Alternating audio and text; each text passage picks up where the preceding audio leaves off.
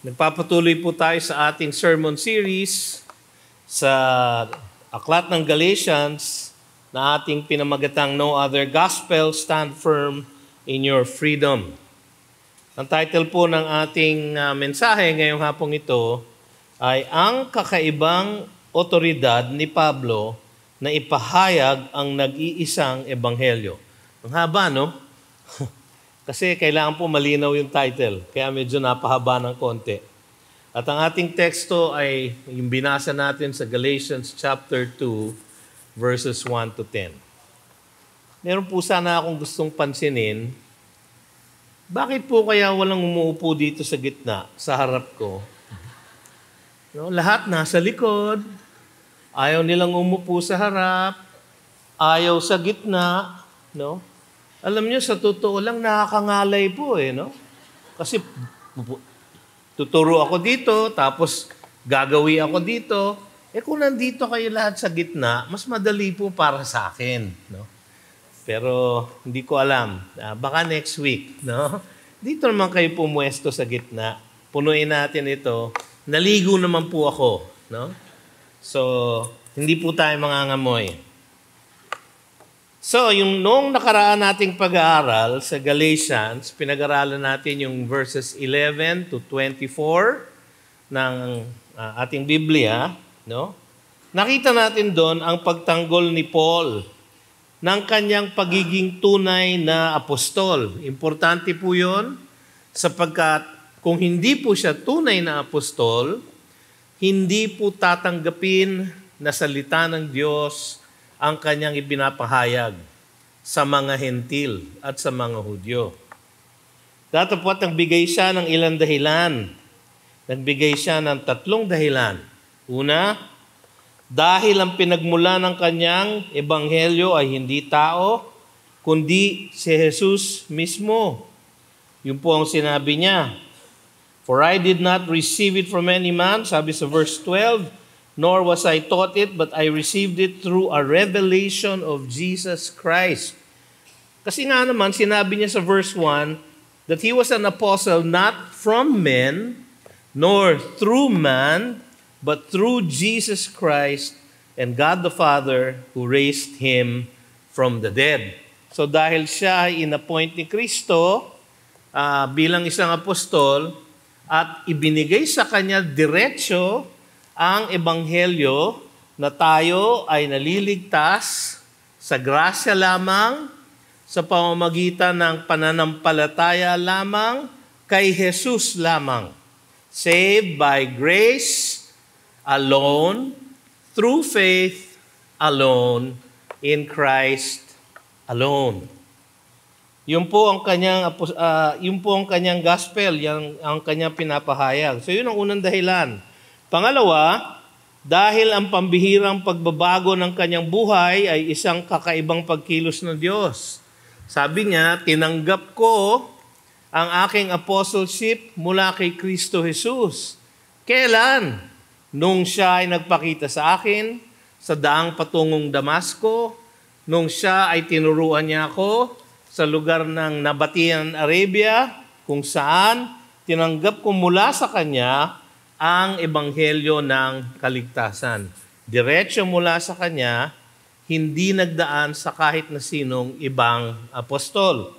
Pangatlong dahilan niya, sabi niya, dahil ang paghahanda niya bilang apostol ay pinamahalaan ng Espiritu Santo. Nakita natin na inihanda siya sa Nabatian, Arabia. Nagtagal siya doon ng 3 taon. At nung siya ay bumalik, siya ay nagministeryo sa iba't ibang lugar, kasama na ang Syria at Cilicia. Cilicia po ay kanyang hometown, kanyang home province. At siya ay naging involved sa church at Antioch, no? Sa Syrian Antioch. So lahat pong yon ay leading ng Holy Spirit sa kanya. Diretso po mula sa Diyos. Kaya sabi niya, ako po ay tunay na apostol, at ang aking pinamamahayag na ebanghelyo ay mula sa Diyos mismo. So yun po yung 3 dahilan. Ngayon naman, alinsunod pa rin sa kanyang layunin na itaguyod ang katotohanan ng ebanghelyong kanyang pinapahayag, dumalaw muli si Pablo sa Jerusalem upang tanggapin ang pakikiisa ng mga apostol na naroon. Hindi upang mag-submit sa kanila o hingin ang kanilang appointment o tanggapin ang ebanghelyo mula sa kanila, kundi upang tanggapin niya ang kanilang pakikiisa para makita ng lahat na ang mga apostol sa Jerusalem at si Apostol Pablo, ang ministeryo ng mga apostol sa Jerusalem at ang ministeryo ni Pablo ay iisa. Maaaring magkaibang lugar, maaaring magkaibang grupo ng tao, pero iisang ebanghelyo ang kanilang tinuturo. Salvation is by grace alone, through faith alone, in Christ alone. Hindi po nagbabago yon. So makikita natin dumalaw siya muli sa Jerusalem upang tanggapin nga ang pakikiisa ng mga apostol doon sa kanyang pagkakatawag bilang apostol sa mga hentil. Alam natin ito doon sa kanyang testimonyo ng kanyang conversion sa Acts chapter 9, sa Acts 22, sa Acts 26, malinaw na tinanggap niya mula sa Panginoon ang marching orders niya, ikaw ay pupunta sa mga hentil, mga hindi Hudyo. Iikutin mo silang lahat, yon ang iyong mission field.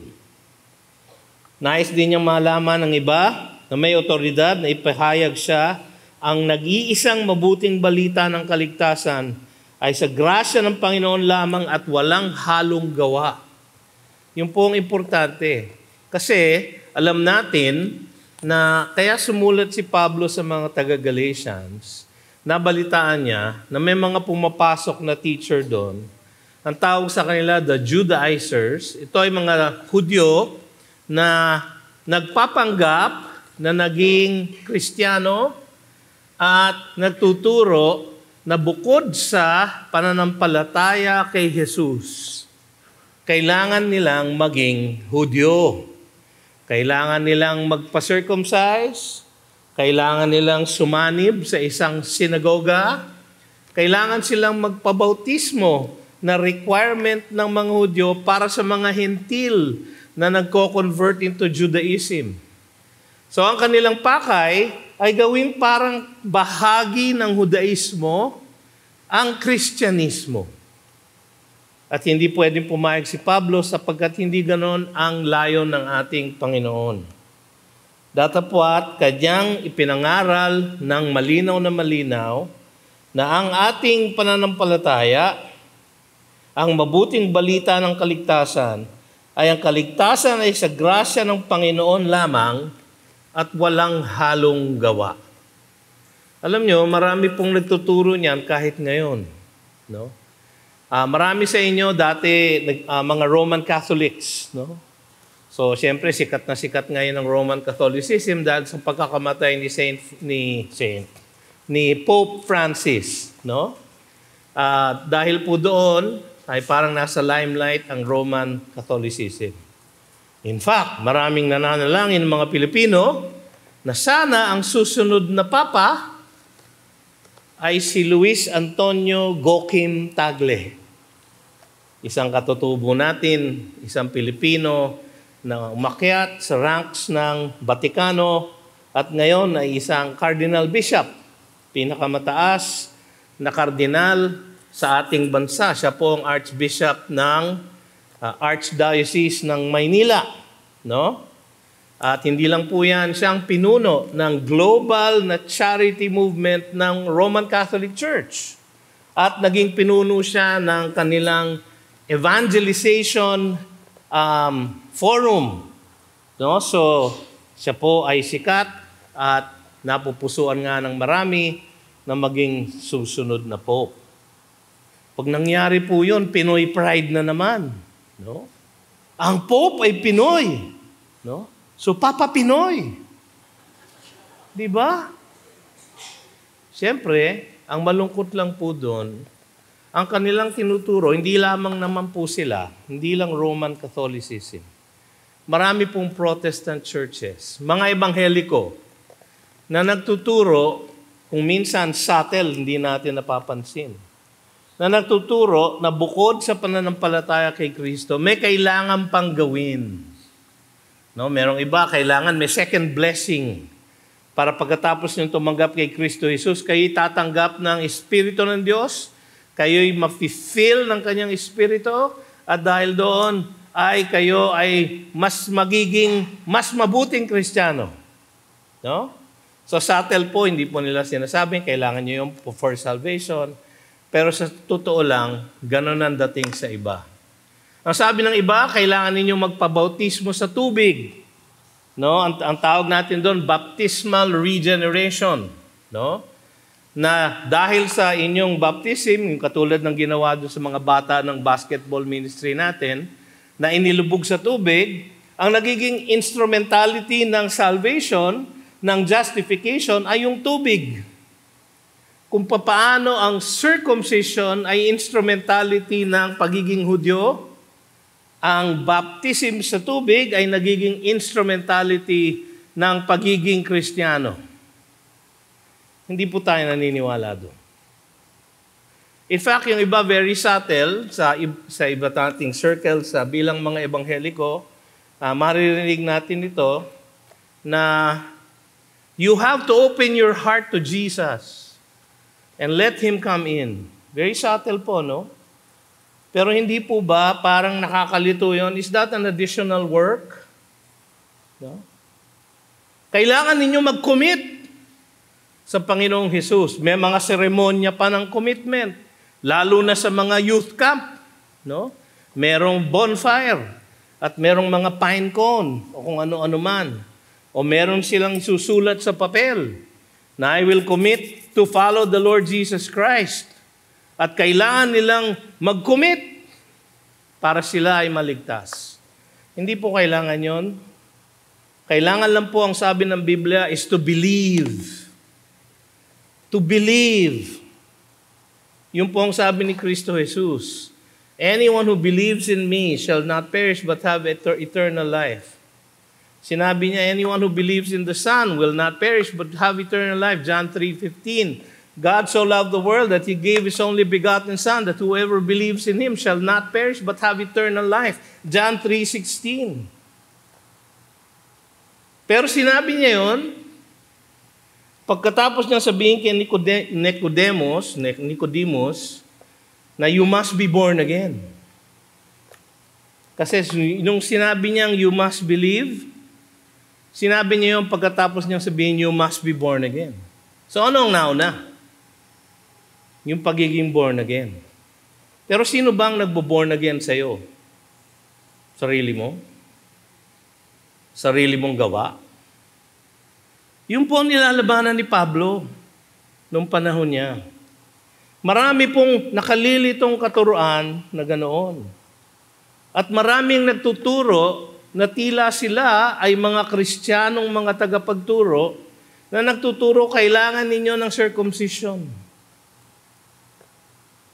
Alam mo, very subtle po itong danger na to. Kaya kahit sa church natin, iniiwasan natin yung kahit na anong vestige ng legalism.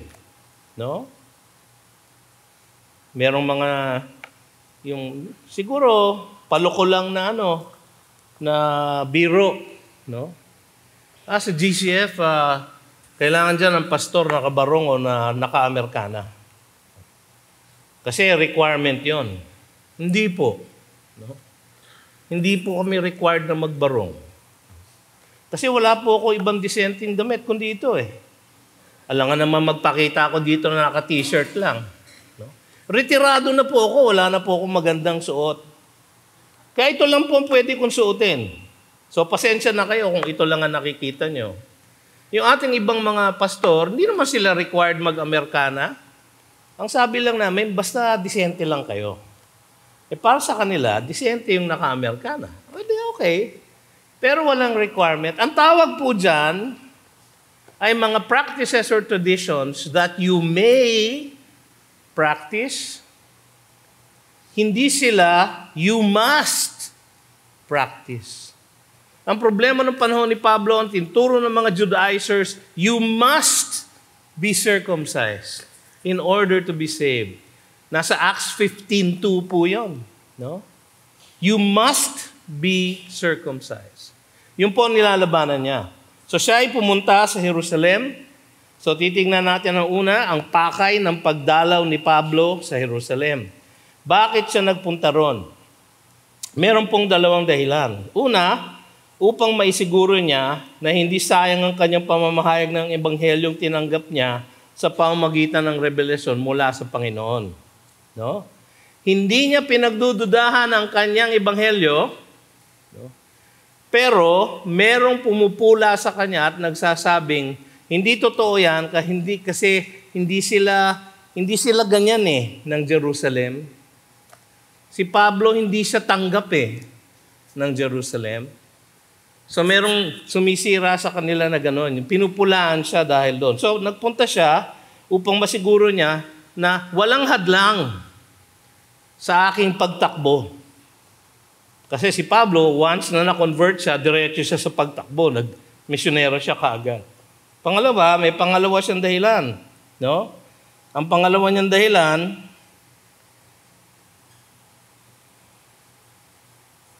ay nasa na ba? Nawala ang notes ko. Upang mapasinungalingan niya ang bulaang katuruan na ang kaligtasan ay may halong gawa. Kasi nga talamak ito nung panahon na yon.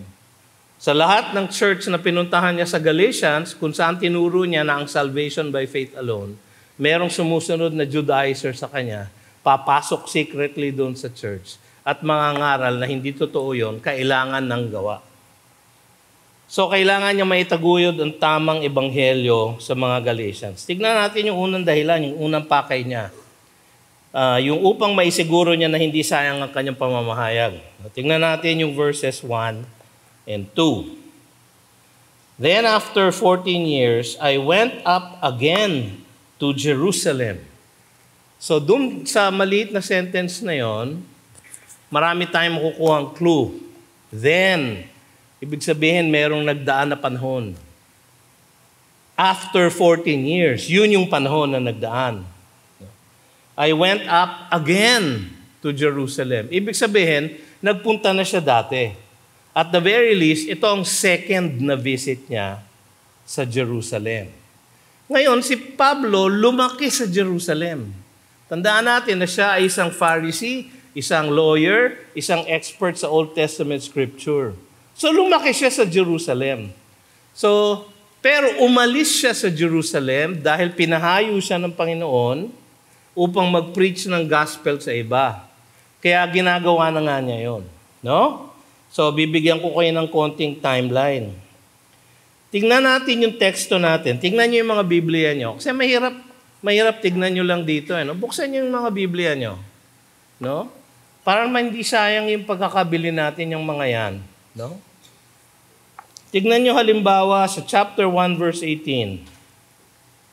Anong nakikita nyo ron? Then, after 3 years. Ano kaya yon? May timeline na sinasuggest. Then, merong lumipas na panahon. Ilan yon taon na lumipas? 3 years. Ano nangyari? I went up to Jerusalem to visit Cephas and remained with him 15 days. So, ang daming timeline dito. 3 years, then after 3 years, after what? After ng kanyang conversion. Kung babasahin po natin ng Acts chapter 9, yung po yung story ng conversion niya, di ba? Pinadala si Ananias sa kanya, siya isang nabulag siya, nasa isang bahay siya, pinadala si Ananias sa kanya, takot na takot si Ananias. Hindi ba ito yung nanguhuli ng mga Kristiyano, Panginoon? Ay, basta pumunta ka. No? So, sabi kasi ng Panginoon, I have appointed him to bring the gospel to the Gentiles. So, pumunta ka sa kanya, pumunta si Ananias, at natanggal yung kanyang pagkabulag, at siya'y binautismuhan. Yun ang kanyang conversion, di ba? So, makikita natin yon verse 18. ng Acts 9. Verse 19, kumain siya. For some days, he was with the disciples at Damascus. Some days. Gaano kaya katagal yun? Alam na natin ngayon na 3 years yun. Kasi sa Galatians 1:18, then after 3 years. Yun yung unang then. Di ba? So, anong ginawa niya? Nag-preach na siya ng gospel sa mga synagogue sa Damascus. In fact, he increased all the more in strength and confounded the Jews who lived in Damascus by proving that Jesus was the Christ. Verse 22. When many days had passed, the Jews plotted to kill him. So gusto ngayon siyang patayin dahil nandun din yung mga Hudyo. No? So nagpunta siya ng Jerusalem. When he had come to Jerusalem, he attempted to join the disciples. Ito yung kinikwento niya na 15 days siya dun sa verse 18 ng chapter 1 ng Galatians. 15 days lang siya sa Jerusalem. Ano nangyari after 15 days? No? Verse 30, and when the brothers learned this, they brought him down to Caesarea and sent him off to Tarsus. Pinauwi siya. So yun yung una niyang dalaw. So yun yung unang then. Verse 18 ng chapter 1. Merong pangalawang then. Tingnan natin, ha? Verse 21. Then I went into the regions of Syria and Cilicia. O sinabi yun sa Acts 9 ni Luke. No? Pinadala siya, binabasa sa isang basket. Siya ay nag-escape. Pinapunta siya sa Syria and Cilicia. So alam na natin ngayon na yun ang nangyari sa kanya. Doon sa Syria and Cilicia, nagpatuloy siya ng kanyang ministeryo. No? Saan natin makikita yon? Sa Acts 11, merong bagong church na itinayo sa Antioch. Yung church na yon pinuntahan ni Barnabas kasi bago lang sila, kailangan nila ng encouragement, and si Barnabas, ang tawag sa kanya, the son of encouragement. So, the report of this came to the ears of the church in Jerusalem, and they sent Barnabas to Antioch. No? Chapter 11, verse 22. Verse 23, when he came and saw the grace of God, he was glad, and he exhorted them all to remain faithful to the Lord with steadfast purpose. For he was a good man, full of the Holy Spirit and of faith, and a great many people were added to the Lord. Lumalaki yung church sa Antioch. Kailangan niya ngayon ng katulong. So, anong ginawa niya? Verse 25. So, Barnabas went to Tarsus to look for Saul. Sino si Saul? Si Paul. No? And when he had found him, he brought him to Antioch. For a whole year, they met with the church and taught a great many people. And in Antioch, the disciples were first called Christians. So, yun yung second then. Gaano kaya katagal kaya yun? Makikita natin yun dun sa third na then. Chapter 2, verse 1. Yung first verse natin. Huwag kayong magalala, nasa first verse pa lang tayo. No? Huwag kayong magmadali. No?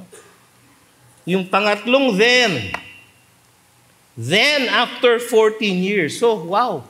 Gaano ka siya katagal na nag-minister sa Cilicia, sa Antioch, sa Syria. Gaano katagal?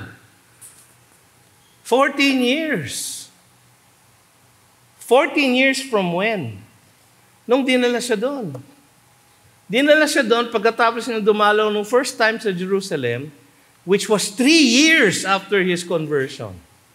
So pag pinagsama mo yung 3 years ng first then, tas yung 14 years ng second then, ng third then, pag inadd mo yung 3 plus 14, ilang years yun?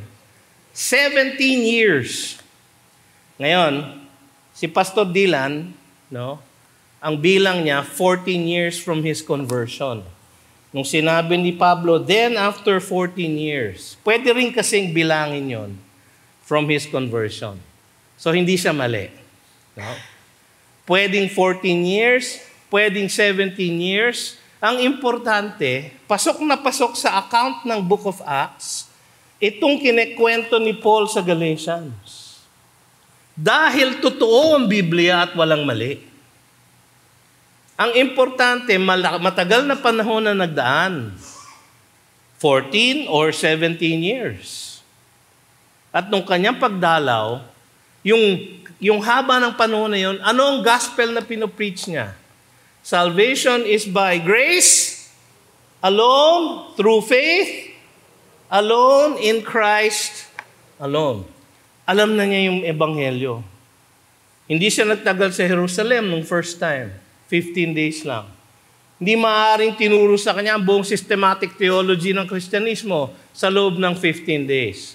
Datapwat sa haba ng kanyang ministeryo sa Antioch, sa Syria, sa Cilicia, parehong-pareho ng gospel ni Jesus Christ ang kanyang tinuturo.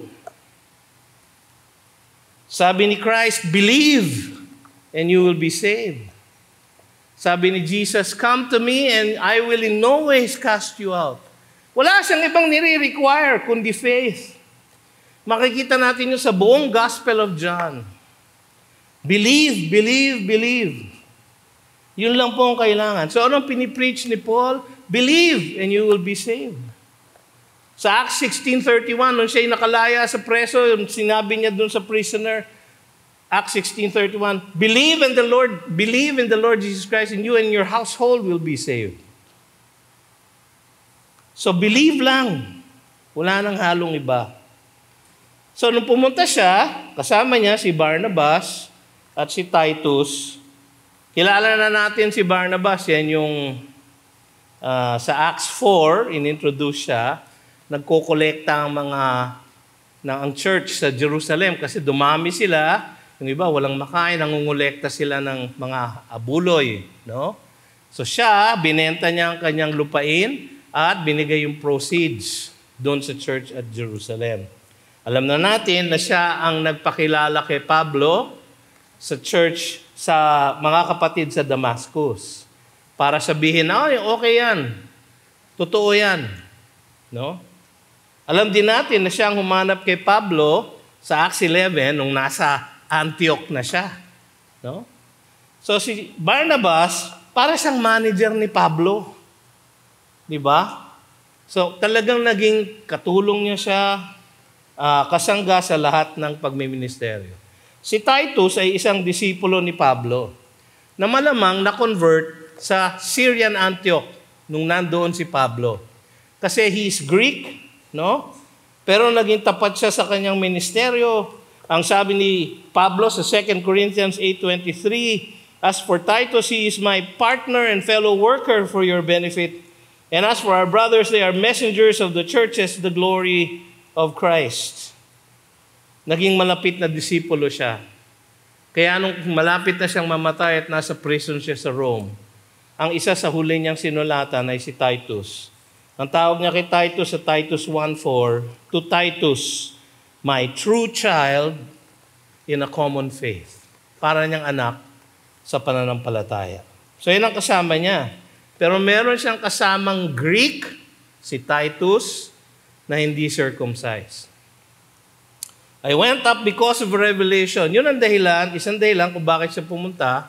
Meron siya natanggap na revelation. Sabi ng iba, nung nasa Antioch siya, sa Acts 11, merong isang propeta doon, ang pangalan si Agabus, sa Acts 11:28, and one of them named Agabus stood up and foretold by the Spirit that there would be a great famine over the world, that this took place in the days of Claudius. So merong parenthesis si Paul doon, kasi sinusulat niya ito after the fact. So Acts 11, nandun siya, bago siya dumalaw ulit sa Jerusalem, merong isang revelation. Ngayon, maaari din na nakatanggap siya ng ibang revelation.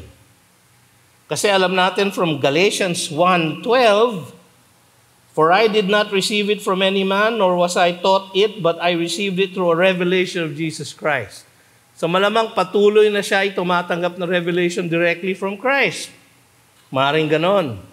O di kaya si Agabus mismo, sinabihan siya na kailangan mong magpunta sa Jerusalem kasi pinag-iinitan ang gospel doon. By revelation.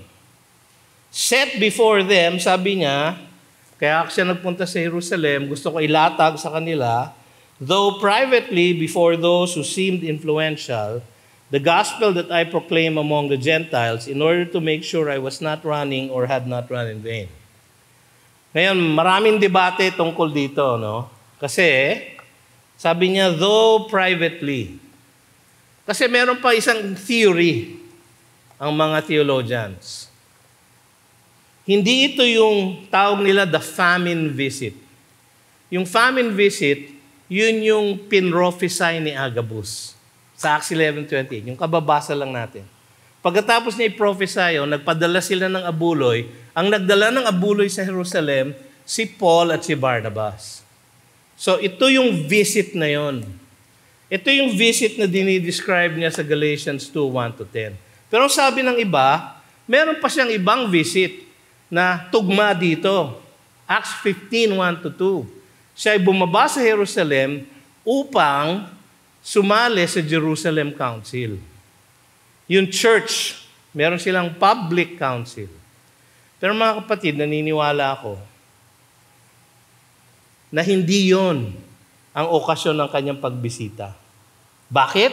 Kasi sinabi niya, though privately before those who seemed influential, he spoke to them privately. Hindi public katulad ng Acts 15.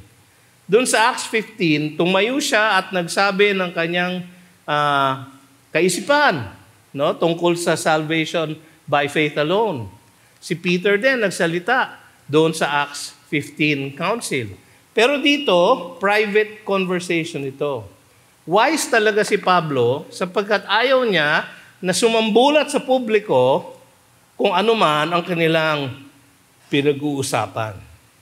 Gusto niya na ma-settle yung katotohanan ng gospel privately muna. So, alam natin na yung mga influential later on sa chapter 2 verse 9, alam natin na 3 lalaki yon, si James, si Cephas, who's also named Peter, and si John. Okay? Ito ang pakay niya upang ilatag sa mga kapwa niya apostol ang ebanghelyo. Hindi upang matutunan ang ebanghelyo, kundi upang mag-compare notes sila doon sa tinanggap niya mula sa Panginoon at tinanggap nila mula sa Panginoon kung pareho. Kasi kung hindi pareho, pwedeng gamitin ng kanilang mga kaaway na, tignan mo na, hindi sila nagtutugma. At gano'n na nga ang sinasabi ng mga kalaban ni Pablo. Kaya siya bumaba. Para naman hindi magsayang ang aking pamamahayag. Sabi niya, di ba, sa chapter 2, in order to make sure I was not running or had not run in vain. Kasi nga naman, kung manalo sa social media nung panahon nila, yung mga Judaizers, magiging hadlang yon sa lalong paglago ng ebanghelyo. So tiyak si Pablo sa kanyang ebanghelyo. Kasi alam natin sa chapter 1, verse 8 and 9, sabi niya, kung merong nagtuturong iba, kahit kami, ng ibang ebanghelyo, let him be accursed. Inulit pa niya sa verse 9. So tiyak siya na yung ebanghelyo niya ay galing kay Kristo Jesus. Hindi yun ang pakay niya. Gusto niya lang i-align. Ano ba tinuturo niyo? I'm sure pareho na tinuturo ko. Pakita natin sa iba. Bakit? Kasi sabi niya, sa verse 2, sa verse 5, sabi niya, so that the truth of the gospel might be preserved for you. Para maitaguyod niya yung gospel. So ito yung pangalawang dahilan. Verses 3-5. Upang mapasinungalingan niya ang bulaang katuroan na ang kaligtasan ay may halong gawa at para maitaguyod niya ang tamang ebanghelyo sa mga Galatians. So gusto niyang talunin yung kumakalat na maling katuruan. Kasi, ang sabi sa verse 3, but even Titus, who was with me, was not forced to be circumcised though he was a Greek. Yun ang kanyang pruweba.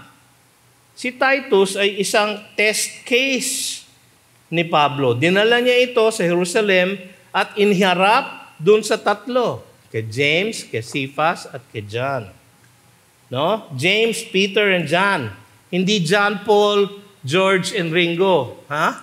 Baka kayong malito, no? Ibang apostles 'yon, no?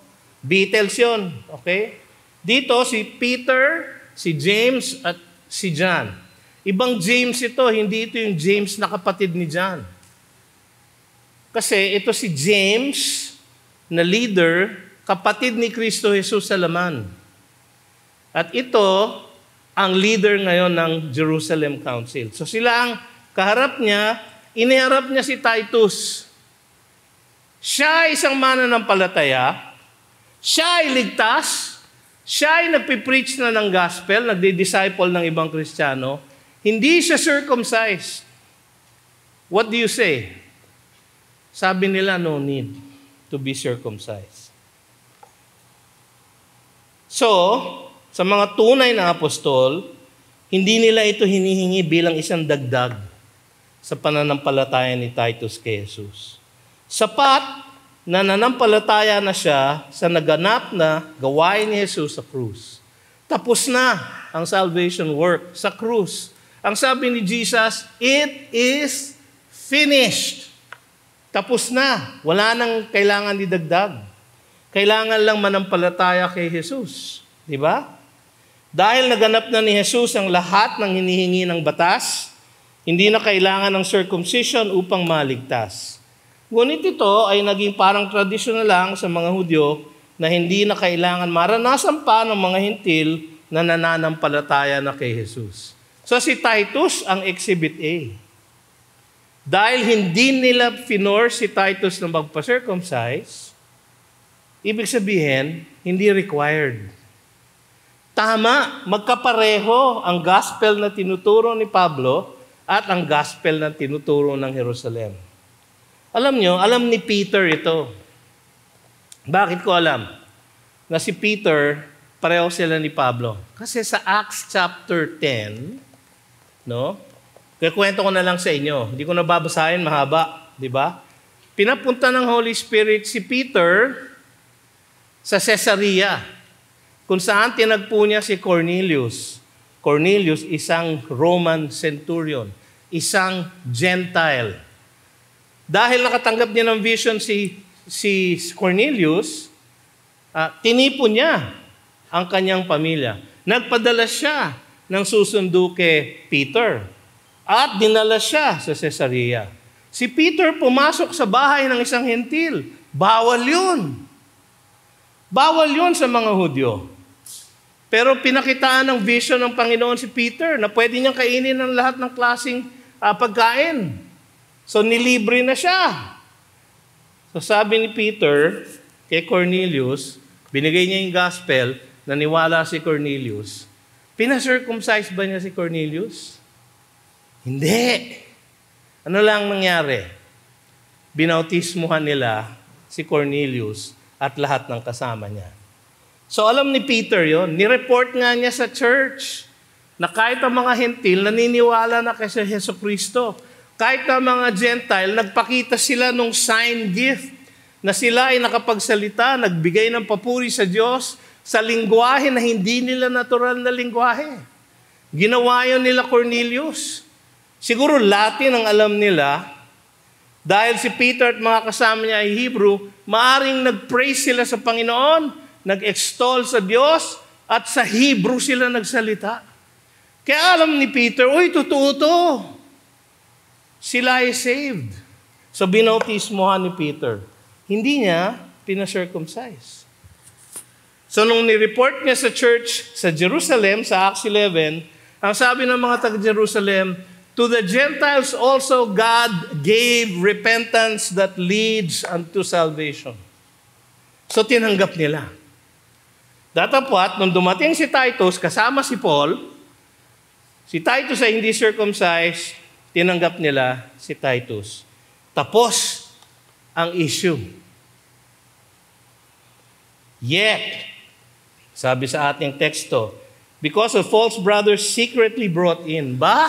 May nakapasok sa meeting nila who slipped in to spy out our freedom that we have in Christ Jesus so that they might bring us into slavery. To them we did not yield in submission even for a moment so that the truth of the gospel might be preserved for you. So ito ang pangalawang pakay ni Pablo, no? Na matalo niya ang kasinungalingan ng mga bulaang mga Hudyo na nakapasok somehow sa kalipunan ng mga Kristiyano sa Jerusalem. Ito yung mga Judaizers. Sila ay mga nagpapanggap lang ng mga Kristiyano. They are false brothers, sabi ng ating text.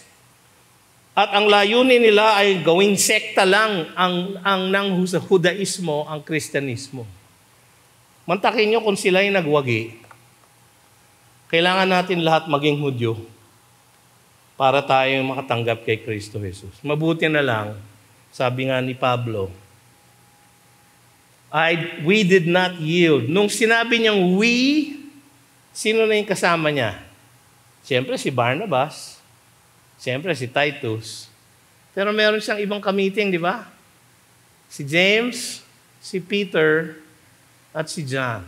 We, sabi niya, did not yield in submission, even for a moment.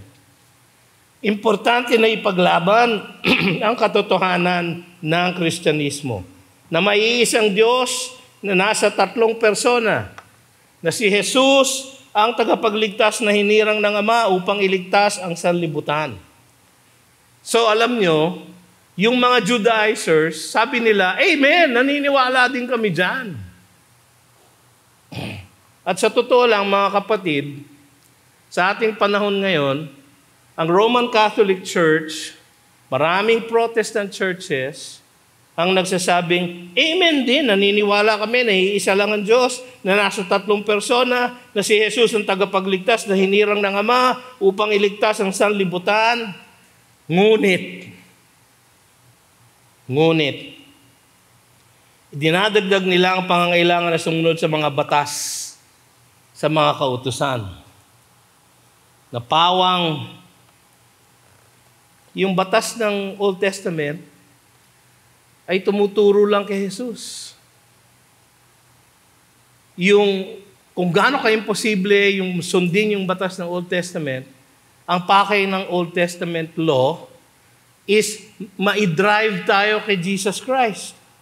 Kasi kung hindi natin kayang gawin, kailangan natin ng Savior. Ganoon ang nangyari kay Martin Luther. Siya ay naging Augustinian monk. Sinubukan niyang sundin lahat ang kautusan sa Old Testament. Hindi niya masunod. Frustrated siya. Depressed na siya. Muntik na siyang mamatay dahil sa lamig. Tapos nabasa niya ang Romans 1. The just shall live by faith.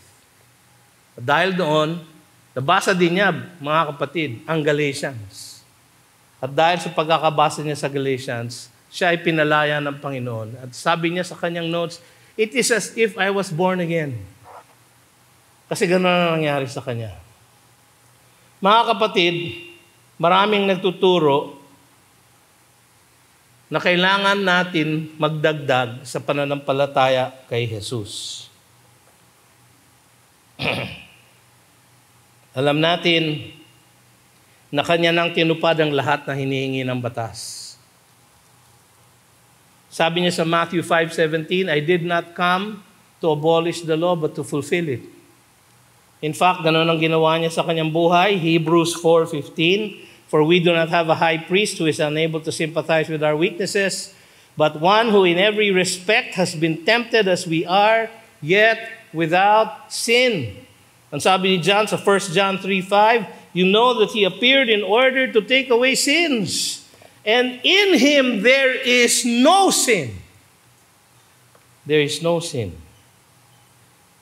Hindi na kailangan na idagdag pa ang pagtupad ng batas sapagkat si Jesus ang katuparan ng batas. Tinupad na niya ang batas kasi hindi natin kayang tuparin. Datapwat ang kaligtasan ay pananampalataya lamang sa Kanya.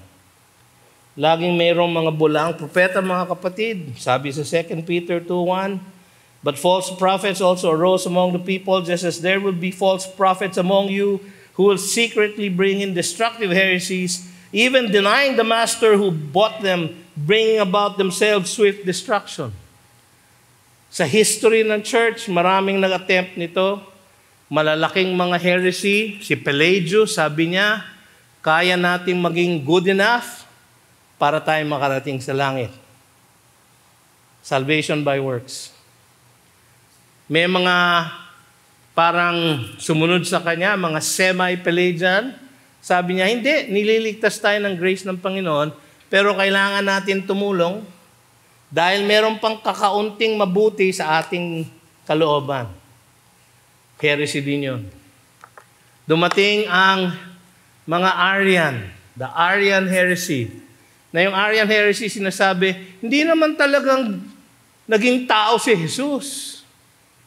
O hindi siya pwedeng maging totoong Diyos at totoong tao at the same time. Meron din nagtuturo, yung mga Arminians, tinuturo nila, pareho ng semi-Pelagian, na kailangan nating idagdag ang mabubuting gawa. At may mga Protestant denominations na sumusunod sa ganitong klaseng katuruan. Mga kapatid, mag-ingat po tayo. Pangalawa, wala na po akong oras para dito sa pangalawa. Verses 6 to 10. Pasensya na kayo, talagang ganyan ako palagi, nauubos ang oras. Ang importante lang ay tinanggap ng mga apostol sa Jerusalem ang kanyang pagiging apostol sa mga Hentil. Siya sa mga Hentil, si Peter sa mga Hudyo. Pareho ang kanilang ebanghelyo. Si Jesus lang ang daan para sa kaligtasan. Ang kaligtasan is by grace alone, through faith alone, in Christ alone. Wala nang dagdag or wala nang halong mabubuting gawa. Pero ang lahat ng tumatanggap kay Jesus, saved by grace alone, through faith alone, in Christ alone, ang lahat ng niligtas niya sa ganong kaparaanan ay gagawa ng mabubuting gawa. Not as the root of their salvation, but as the fruit of their salvation. Magkaiba po yun. Na tinuturo ng iba, kailangan natin gumawa ng mabubuting gawa upang tayo ay makarating sa langit. Mga kapatid, hindi po totoo yun. Wala pong makakagawa nun. Ang gospel po ay wala tayong kailangan gawin kundi manampalataya kay Jesus. At yung pananampalatayang yun, pati yun, binibigay ng Diyos sa atin. At kung yun ay i-appropriate natin sa ating buhay at maniwala tayo kay Jesus, tayo ay magbubunga sa mabubuting gawa. So ang good works, pagkatapos ng salvation. Hindi before. After. Alam niyo, kung walang good works, baka walang salvation. Problema natin, hindi natin nakikita yung salvation natin eh. Hindi mo mahanap kung save ka o hindi eh. Saan ko ba po? Wala naman ako nakikitang save sa dibdib ko. Wala eh. So makikita lang natin yon sa bunga ng Espiritu sa ating buhay. Doon po ako magtatapos mga kapatid. Basahin nyo na lang yung verses 6 to 10. Pero malinaw na malinaw doon na nagkakaisa sila bilang magkakapatid sa pananampalataya at sa pagpapahayag ng nag-iisang ebanghelyo. Magkakapatid sila. They gave him the right hand of fellowship. Yung iba sa inyo na naging miyembro ng GCF, no, we welcomed you by doing that, by extending the right hand of fellowship. Hindi po ibig sabihin na apostol kayo. No? Ginagawa natin yon sapagkat nag-iisa tayo sa iisang ebanghelyo ng kaligtasan. Yun po ang meaning nun. Sa kanyang pagdalaw muli sa mga kapatiran sa Jerusalem, tinanggap niya ang pakikiisa nila na nagsilbing kumpirmasyon na ang kanyang kakaibang pagkakatawag sa pamamahayag ng ebanghelyo sa mga Hentil. Kakaiba po ang pagtawag kay Paul. Kaya po parang nahihiwalay siya dun sa iba. Sapagkat tinawag siya sa isang supernatural way, ibinigay sa kanya ang gospel in a supernatural manner dahil ang kanyang mission is for the rest of the world, to the Gentiles. Sa ganitong paraan, itinaguyod ng lahat ng mga apostol ng Panginoon ang nag-iisang ebanghelyo ni Kristo Jesus. Iisa lang po ang gospel. Mag-iingat po tayo dahil maraming nagtatangkang sumira, magdagdag, magbaluktot, magpalabo. Kailangan po i-rehearse natin sa ating puso't isipan palagi ang gospel ng Panginoon. That we are saved by grace alone, through faith alone, in Christ alone. Mahalagang ipaglaban ng mga alagad ng Panginoon ang katotohanan ng Ebanghelyo. Ang hamon sa atin ngayon ng mga tagasunod niya ay pagpapatuloy ng laban na ito na inumpisahan nila noon at kailangan nating ipagpatuloy ngayon. Tayo po'y tumayo, tayo mananalangin. Panginoon, marami pong salamat sa inyong salita. Sa amin ngayong hapong ito, salamat sa mensahe na nagmula sa inyong banal na salita.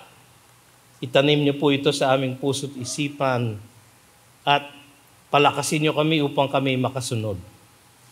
At ngayon, tanggapin ninyo ang pag-ibig ng Diyos, ang kagandaang loob ni Kristo Jesus, at ang pakikipisan tanglaw at gabay ng Espiritu Santo magmula ngayon at magpasawalang hanggan.